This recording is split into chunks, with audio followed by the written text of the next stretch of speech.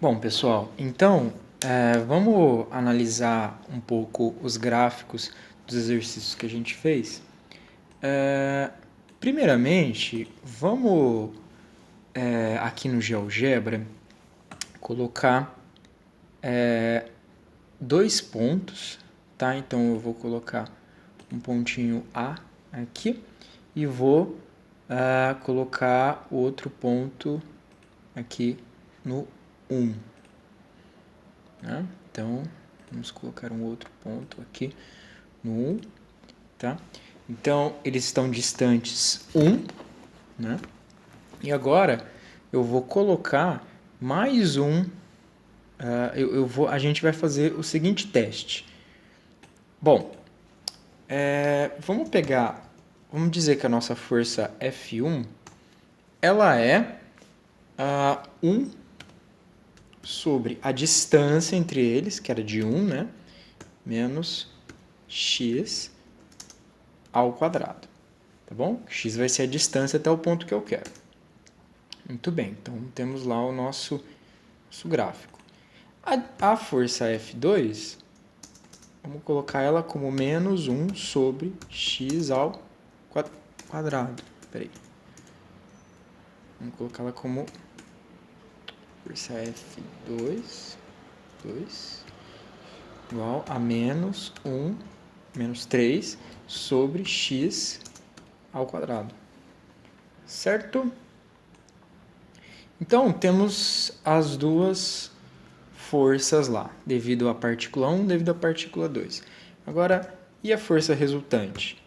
Força F1 mais a força F2. Certo?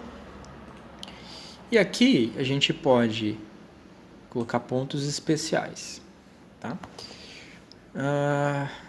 Esse G a gente não precisa, esse E a gente não precisa também. Notem que as raízes da equação da soma das forças, temos os pontos aqui no C, né? Podemos até tirar isso, aqui no C e no ponto D. Como a gente viu, no ponto D ele está mais distante do que a partícula 2. Né? A gente queria no centro, no meio delas, né? Entre a partícula A e a partícula B. Certo? Eu vou deixar o link para vocês dessa análise que a gente fez. E eu deixei mais os outros dois exercícios preparados aqui no GeoGebra. Vou deixar para vocês também os links, tá? Compartilhados para vocês poderem ver. E a gente vai fazer uma análise. Eu não vou fazer ela aqui, tá? Eventualmente uma hora eu posso fazer, mas hoje não. Então, temos aqui aquele nosso problema com a carga, né? Carga Q e os dois prótons, tá bom? E aí, olha só, vamos aumentar, essa é a força resultante, tá? Em vermelho aqui, a gente tem os vetores unitários de P com P e o vetor unitário de Q com P, tá? Para vocês verem onde eles apontam, tá em vermelho aí. Então vamos fazer o seguinte, vamos aumentar a distância da carga 2, da carga Q. Notem que a força resultante ela tende a ser próximo do vetor unitário do P com P. Tá bom? Ao contrário, se a gente colocar as duas muito próximas, né, vai ficar exatamente. Agora vamos colocar 0 de novo, tudo bem? E vamos analisar, aqui não está no 0. Tá, agora está no 0. Vamos analisar se a gente aumentar o número de cargas que a gente tem aqui na minha carga aqui. Olha, se eu aumento o número de cargas, ela fica muito grande, a força, né, que a carga aqui exerce, e aí ele vai tendendo a ficar perto do vetor unitário RQ. Tá? Passo que se a gente colocar 0 aí, né, nem tem.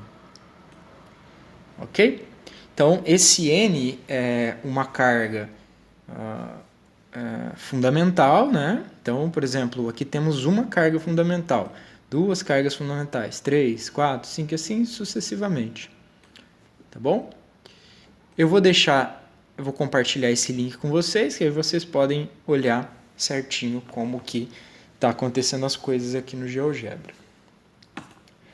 Bom, o último problema, galera, era aquele problema que a gente tinha as 3 partículas, né?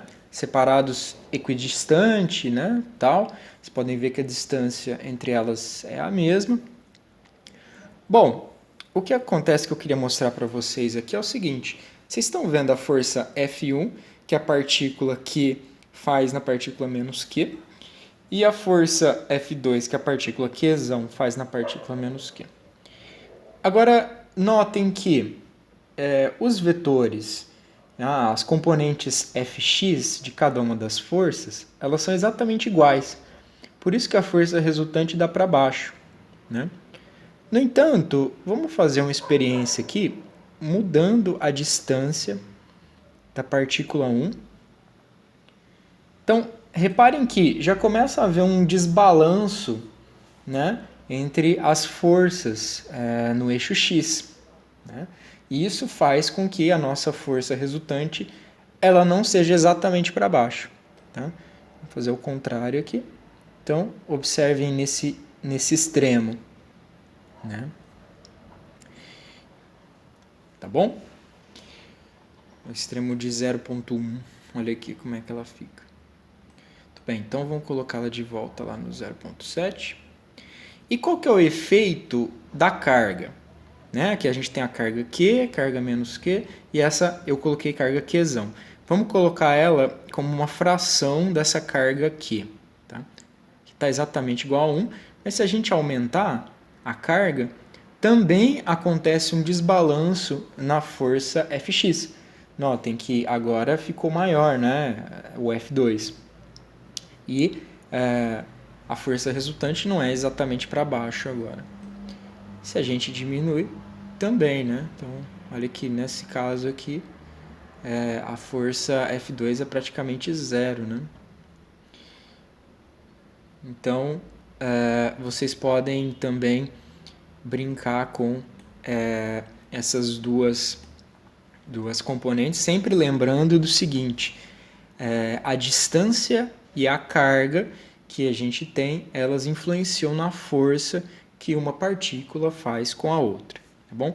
Vou deixar o link para vocês aí na descrição do vídeo, tá? Vocês vão poder ver as três simulações aqui no GeoGebra, poder trabalhar em cima das simulações com o GeoGebra. E eu também vou deixar um vídeo na descrição para quem quiser aprender mais sobre GeoGebra. Aqui eu estou fazendo as coisas muito direto, né? Sem dar tempo de ensinar vocês como fazer, mas se vocês quiserem também, a gente pode depois fazer com mais calma a questão do GeoGebra.